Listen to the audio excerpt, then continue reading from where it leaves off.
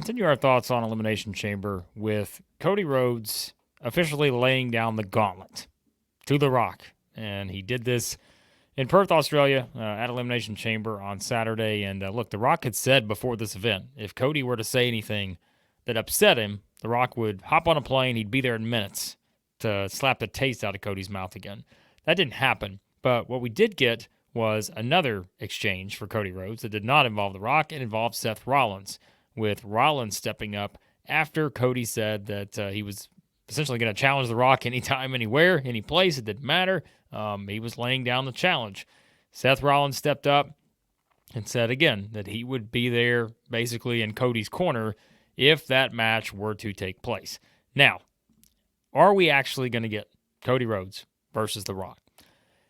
It seems unlikely because even though it made it sound like Cody Rhodes was challenging The Rock one-on-one, we know that this is all playing off of everything that's happened now over the past couple weeks, where everything has led us to believe that we are going to get that tag team match between Cody Rhodes and Seth Rollins and The Rock and Roman Reigns at WrestleMania 40, essentially going to happen on night one, knowing that the night two main event is going to be Cody Rhodes challenging Roman Reigns for the WWE Undisputed Universal Championship. So, did this change anything with that? No, it didn't change anything about the night two main event. Did it change the possibility that we don't get the tag team match and instead we get Cody Rhodes versus The Rock on night one of WrestleMania 40? I don't think so. I think that is highly unlikely. And of course, there's also the thought, well, could we get Cody Rhodes versus The Rock sometime sooner than that on a Raw, on a SmackDown? That is also very unlikely. I don't think there is any chance of that happening because we know, again, kind of going back to all the other videos we've made surrounding this Cody Rhodes saga, and will he finish the story, The Rock's involvement, all this other stuff. We've talked about kind of, the reports that were out there about The Rock when he signed on to be a TKO board member or whatever.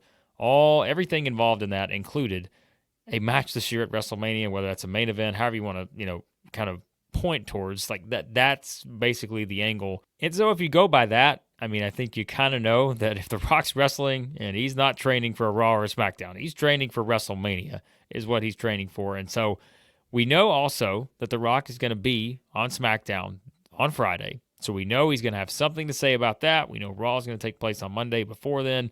Do we get any kind of development with Cody and Seth Rollins, even though, again, it was pretty clear, I think, given the way they set it up. If Cody just challenges The Rock and Seth Rollins just sit back and doesn't say anything, well then okay, what are we led to believe, right? We're led to believe we're going to get a one-on-one match between Cody Rhodes and The Rock. Then you're thinking, wow, Cody versus The Rock night one, Cody versus Roman night two, that's big business, no pun intended. But because they kind of slid it in there, they made sure Seth Rollins, comes up and says, hey, basically offering his help once again to Cody, then, you kind of have that further sort of story development there instead of just leaving it on the table to where you are basically pointing everyone in the direction of thinking you're going to get Cody Rhodes versus The Rock. That's just, again, I don't see that happening because I think everything, the WrestleMania 40 trailer, all this other stuff, everything, again, going back to the WrestleMania 40 kickoff event in Las Vegas, there was a reason those four were on, the stage there. It had to be the thinking that is what they were going to work to at some point. We're just getting, the next plot point at each show. We're getting the next thing that furthers the story.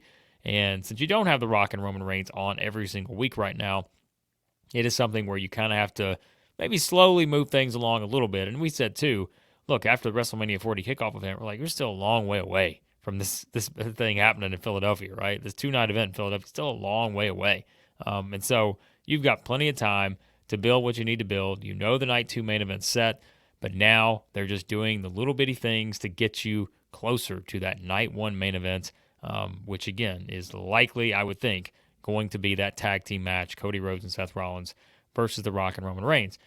And this, on the Grayson Waller Effect here in Australia, it only seemingly furthered the idea that that's what's going to happen because you didn't just have Cody out there, right? You didn't just have Cody saying that, and that was that. They had Cody and Rollins out there for a reason, and you had Rollins step up behind Cody, offer his help for a reason after Cody said that to make sure that, essentially it wasn't Cody coming out of this with a big sign on his face that said, I am going to wrestle The Rock in a one-on-one match, even though that was the challenge that was laid down.